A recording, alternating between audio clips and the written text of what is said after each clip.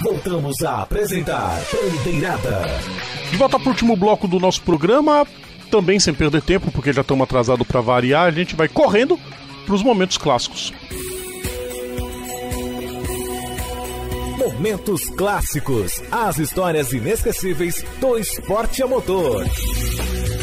Em homenagem a Jack Brabham, que vai ganhar um filme em sua homenagem, a gente postou isso nas nossas redes sociais, né? Saiu o trailer oficial sobre Jack Brabham, único piloto na Fórmula 1 a ser campeão com a sua própria equipe, ou seja, brilhante, né? Começa por aí, brilhante. E que depois, na mão de Bernie Ecclestone, teve também seu momento de glória com Nelson Piquet.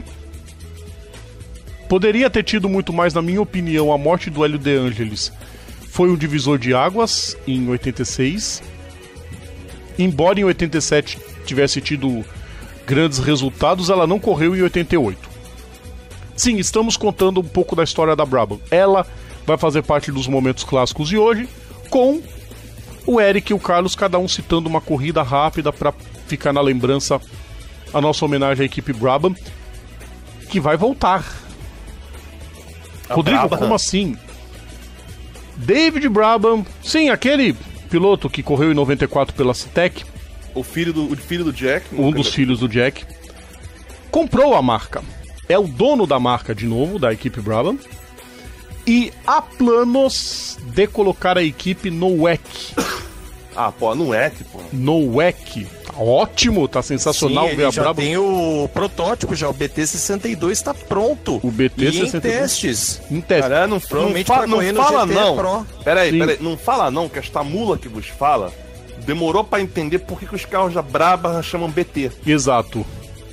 Eu esqueci que tinha um tal de Ron Tauranak que também ajudou a fundar a equipe. Exato, aí em homenagem ficava o BT. A ideia inicial, Carlos, é colocar a equipe no European Le Mans Series. Porém, tudo leva a crer que com um pouquinho mais de entre aspas, investimento, né? Leia assim, tclim, ele vai ingressar no WEC. O carro tá em teste, isso é brilhante. Tomara que dê certo. Ver a Brabham de volta nas pistas vai ser muito bacana. Equipe essa que na Fórmula 1 ficou de muito tempo. A equipe foi fundada em 1962, já com Jack Brabham correndo. Aí em 63 ganhou o segundo carro com Dan Gurney. E aí veio o título em 66 com o Jack Brabham. Em 67, o que era o segundo piloto da equipe foi o campeão, que foi o Denny Hulme, aliás, campeão e vice. Deixa-se claro. Aí mais um vice-campeonato com Jack Hicks. Aí 70, 71, 72. Teve o Wilson Fittipaldi correndo pela equipe. Teve José Carlos Patti correndo pela equipe. Em 75, terceiro lugar para Carlos Reutemann no campeonato. Segundo lugar no campeonato de construtores. José Carlos Patti seguiu fazendo pontos, seguiu correndo pela equipe até a sua morte. A morte do José Carlos Patti coincide com a chegada na equipe de dois outros grandes pilotos. Nick Lauda, em 78, e Nelson Piquet, em 79. Ele já tinha corrido em 78 algumas corridas, mas oficialmente ele estreia na equipe 79 e o Nelson Piquet foi o responsável por fazer a equipe ser campeã de pilotos em 81. Ele já tinha sido vice em 80, né? E a despeito de ter Hector Rebaque como companheiro de equipe, a equipe ainda foi vice-campeã dos construtores. Para 82, o motor da Brabham não ajudou muito, mas tinha um companheiro de equipe decente e dos bons, Ricardo Patrese. E foi com essa dupla de pilotos que o Nelson Piquet voltou a ser campeão em 83, mesmo com o terceiro lugar da equipe Brabham ao final do campeonato. Nelson Piquet ficou na equipe ainda em 84 e 85, né? Em 84 ele teve 3 companheiros de equipe, Theo Fabi, Corrado Fabi e Manfred Winkelhock. Em 85, dois outsiders completos, François Resnaud e Marc Schurrer. E aí em 86, enquanto o Nelsinho, eu tô com o Nelsinho na cabeça, enquanto o Nelson Piquet foi pra Williams, em 86 ser sacaneado, em 87 aprontar todas com o Mansell, Hélio De Angelis assumiria a vaga na equipe Brabham. Só que aí ele morreu no teste em Paul Ricard. Aí a vaga ficou pro Derek Warwick. Foram só 2 pontos em 86. Em 87, uma nova dupla de pilotos, né? O Ricardo Patrese continuou na equipe, foi o último ano do Patrese na Brabham, junto com Stefano Modena. O Modena foi muito bem. Depois o Modena iria pra Tyrrell? Não, ele passou pela Tyrrell. Deixa eu só confirmar uma coisinha antes. Com o Modena? É. O Modena, tá aberto aqui. Não, tá certo, ele tava em 87. Andou de Brabham em 87. Uma corrida ele andou de Brabham. 88, Brabham 89, 90 e foi pra Tyrrell 91 e pra Jordan 92. Você foi todo apressado. O senhor é apressado assim com a Janai? Não, cara, deixa eu cuidar. Em 88, a Brabham não correu por problemas financeiros. Começa, hein? Patrese foi pra Williams, o Modena foi sofrer um pouco na Eurobrum. Enquanto isso, o Bernie tava fazendo o merchan pra vender a Brabham, que vendeu. Aí em 89 ela foi correr, sem patrocínio nenhum, tendo Martin Brundle e Mark Blundell na equipe. Stefano Modena Brundle, 89. Então na página... E Modena conquistando um grandioso 3º lugar em Mônaco. Peraí, então, tá errado no Wikipédia português, tá? Só pra... É que Brundle Blundell foi 91. Não, tá errado. O Wikipédia brasileiro coloca em 89 Brundle e Blundell. Mas é Brundle e Modena. Isso. Em 89. Em 90, Modena, David Brabham e o Afoitek, né? Gregor Foitek, o Afoitek, chegou a sofrer um pouco com aquele carro. Em 91... 2 abandonos e foi chutado. Oi?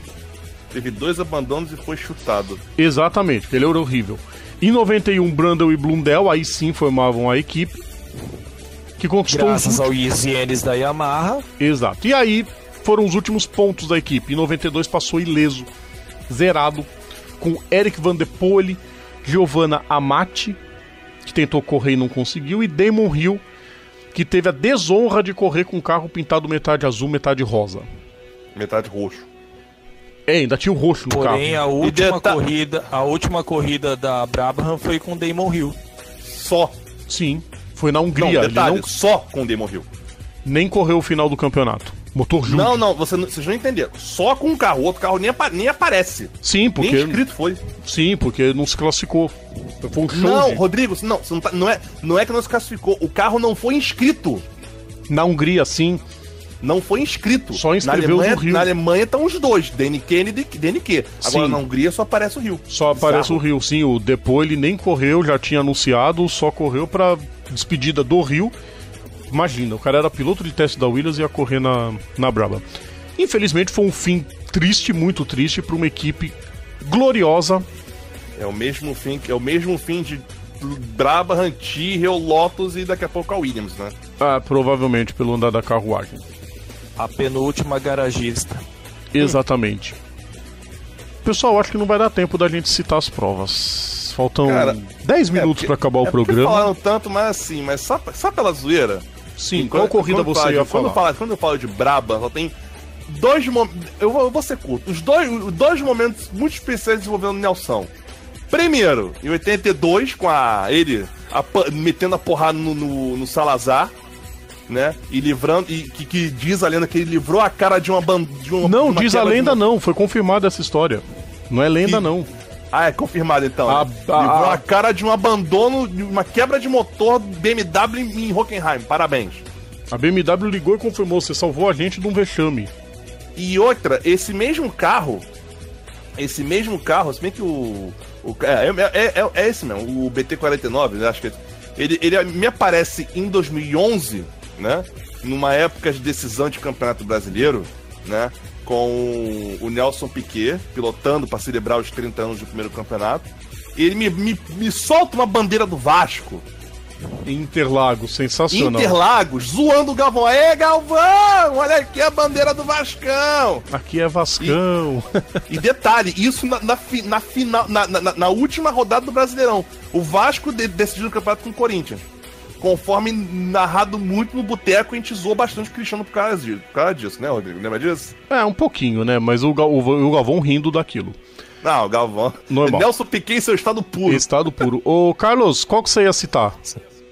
Eu vou citar aqui, eu ia falar uma, mas acabei mudando. Eu vou falar sobre a última vitória de Sir Jack Brabham, que foi no GP da África do Sul de 70, onde Jack Stewart conquistou a pole e a vitória acabou sendo do Jack com Denny Hamlin na P2, onde eles mandaram muito bem. E no começo da temporada mesmo, o Brabham já tinha falado, é a minha última, fim do ano, parei. Se eu não morrer, eu paro. E começou o campeonato vencendo. Foi muito bacana. Aí abriu um intervalo de 3 anos até o Carlos Reutemann vencer na África do Sul também em 74. Foram 3 anos sem vitórias da Brabham. Até em 74 ele voltar a vencer. Aí foram algumas vitórias esporádicas do Patti, do Reutemann. Aí em 76, um ano terrível para eles. Em 77, 3 corridas apenas e a morte do Patti. O Stuck correu no lugar, nada de vitória. 78, 2 do Lauda. Aí voltou a vencer corridas. Voltou a engrenar. Sabe qual foi a última vitória da Brabham? Deixa eu pensar aqui. Não, A última foi, se não me engano, França 85 com o Piquet? Exatamente, a primeira vitória de um brasileiro na França. A primeira e única, né? Não, a primeira e segunda. A outra foi do Felipe Massa em 2008, em Manicourt. Ah, beleza. E desde então nenhum brasileiro ganhou na França. Ninguém. Então fica só esses números, tá ouvindo? Só pra gente passar rapidinho. Última vitória, Nelson Piquet 85. Isso com a Brabham, tá? Último pódio, Stefano Modena 89. em Mônaco 89. Últimos pontos, Martin Brundle, Japão 91. Marcando 2 pontos em quinto. Exatamente. Época de pontuação de macho que só vocês pontuavam. Com pontuação que dá pra fazer conta fácil. Tá, fia? Se fosse os 6 primeiros hoje em dia pra pontuar, acho que só ia ter ponto Ferrari, Mercedes e Red Bull. Pois é, nem me fala. Vamos pras notas então, gente. Tem muita coisa bacana, né, pra falar. A gente consegue. Os dedos coçam, porque chegou a hora da nota 0. O pior do fim de semana. É hora da nota 0. Temos 9 minutos para acabar o programa, então eu vou voar nas notas de forma bem breve. Primeiro, o sem noção do fim de semana. Minha opinião, Max Verstappen, por fazer muito mimimi pela batida do Leclerc. Concordo. O Eric, concorda? De boa. Boa. JR foi o Clint Bowyer, ficando talado na... Tá, Clint Bowyer, ok, um dos candidatos. Concordo plenamente. Tá, eu vou colocar outro então, porque eu vi o acidente, foi ridículo. Charles Mostert, brigando por uma terceira posição, bizarro, tirou o próprio companheiro de equipe da prova, os dois foram para longe, o Mostert... Bom, ridículo. Você é burro, cara. RK. Gogan em Talladega. Gogan em Talladega, né, Eric? Tá, acrescento mais um também. Anton De Pasquale, também na Bathurst. O número 12 na Truck também. Na Truck, eu esqueci quem é o piloto, também foi feio. O De Pasquale também na Bathurst 1000. A panca muito feia, sorte que ele saiu andando. Nota 0. Carlos, começa com você. Vamos voar, por favor. 0. Tá, ok. 0 pra Haas, com desempenho pífio na prova japonesa. Ah, lembrei do meu LE, do meu sem noção, o Gunther Steiner. Sim, por ter chamado o diretor de prova de idiota. O comissário de idiota. Amiguinho. Tinha que ser punido. Pode botar os dois carros no avião. A Haas tem muita grana mesmo, né? Gene Haas vai ter que dar um jeito. Gene Haas vai ter que dar um jeito na equipe. Gene Haas vai ter que ficar um café da manhã a menos. Eric, quer dizer, primeiro, Carlos, tem mais alguma? Não, vou colocar só a Haas pra poder ser sucinto. Beleza, Eric, tua vez. Vamos lá então, 0. Menino Leclerc, pelo amor de Deus. Ah, Pelo amor de Deus, o cara tava indo tão bem, começou a fazer, como é que fala? Deu payback no Max, é isso? Sim. E outra coisa, cara, rolou um papo agora de que o Leclerc tá acima da média porque ele conseguiu, que tem uma imagem dele fazendo a 130R com a mão só, porque ele segurando o espelho, né? Aí o Leclerc, falando que o Leclerc é um monstro, fez a 130R com a mão só. Olha, tem um tal de Robert Kubica que tá fazendo todos os circuitos com a mão só, tá? Obrigado, boa noite. É verdade, tem isso também. Deixa eu passar meus 2 zeros. Os dois vindo da Austrália. Hoje eu tô de Bathurst 1000, mas a prova foi sensacional. Primeiro, pra quem teve a ideia de sugerir Scott McLaughlin na NASCAR, não ia dar certo nunca. A NASCAR é xenófoba, nunca iam aceitar um jura? Eles só toleravam o Montoya porque o Montoya levava muito dinheiro e mídia pra categoria. Não tiveram paciência com o Marcus Ambrose, não tiveram paciência com Dario Franchitti, iam ter com o Scott McLaughlin. McLaughlin, fica na Supercar se é feliz. E segundo, pro boato, por enquanto boato, mas sempre acontece dessas, a Ford começa a se destacar, o pessoal mexe os pauzinhos pra fazer a Holden se sobressair lá no Supercars, que tem podridão até na Austrália, olha só. E agora surgiu uma informação de que estavam querendo proibir a Penske de competir. Ia ser ridículo se isso acontecesse. Só isso que eu vou falar. Vai ser ridículo. Rapidinho, eu esqueci de um 0. 0 pra Federação de Motociclismo, onde colocou pra 2022 prova em um circuito onde não existe nada ainda? Não, para. Aquilo ali pra mim é o seguinte, o J.R. Pereira lá, o dono da Rio Motor Park, ele deve ter um plano B e um plano C. Se o circuito não ficar pronto, a gente põe em outra etapa, mas já garante a etapa no Brasil. Certeza, ninguém é tão tapado a esse ponto. O Speleta não ia dar com os burros d'água. Falar que vai ter corrida no Brasil, ok. Pista pra isso tem, bota até Goiânia pra botar lá. Beleza. Sim, era o certo. Agora, falar que vai ter num circuito que não existe, e que, desculpa, nunca vai existir... Mas é o que eu tô te falando, isso aí deve ser uma pressão pra fazer logo o circuito, e deve ter a carta na manga Goiânia ou Interlagos, porque também isso já forçou o processo de privatização de Interlagos, vai ter que ter adaptações pra MotoGP. Já tá no processo. Então, de repente, serve como plano C, e o plano B seria Goiânia. O Speleta não seria tão tapado visto o que aconteceu com o País de Gales. Não, fizemos circuito, fecha aquele puta contrato e o circuito não tá pronto até hoje. O do Chile também tá o mesmo problema. E se não correr, o da Finlândia vai ficar na mesma toada. Tensíssimo. Vamos ver o que vai sair disso aí, mas serviu como uma boa dose de piada pra gente garantir. Vamos pro 10 então, gente. Dale.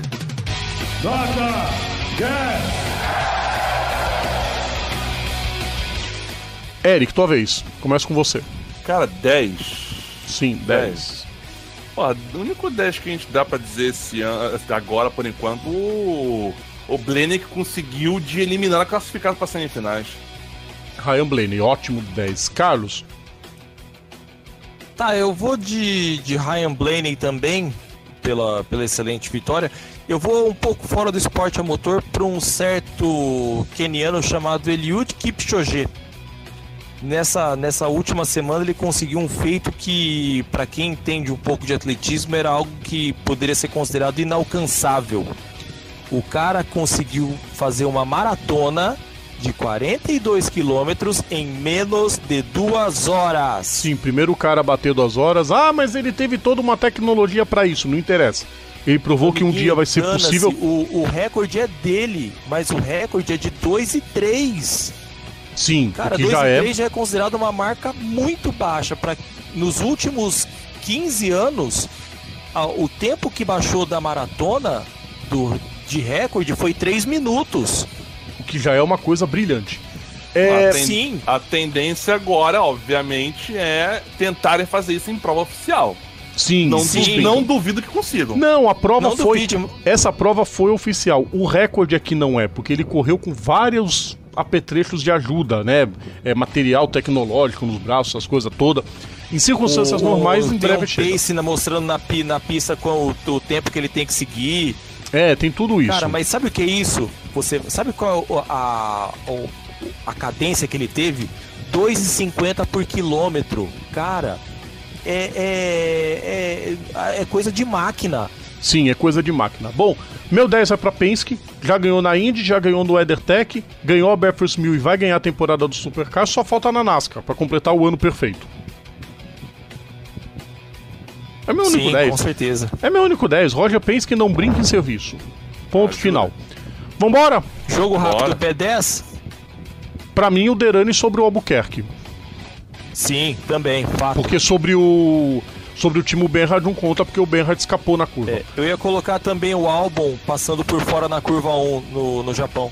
Mas ali aquela curva, depois que ela foi reformada, dava pra passar muito por fora. Sensacional. Sim, o quanto ficou bacana. Vambora então, queridos ouvintes, hora da gente se despedir do programa de hoje. Vamos ter que voar. Tchau, Eric. Tchau. Tchau, Carlos. Tchau, Carlos. Semana que vem tem bastante coisa, queridos ouvintes. Semana que vem a gente tem MotoGP, temos NASCAR, tem Stock Car, tem Superbike Brasil, tem a decisão do Blancpain América e tem você ligado com a gente sempre. Então, um grande abraço a todos e até a próxima, queridos ouvintes. Tchau! Bandeirada.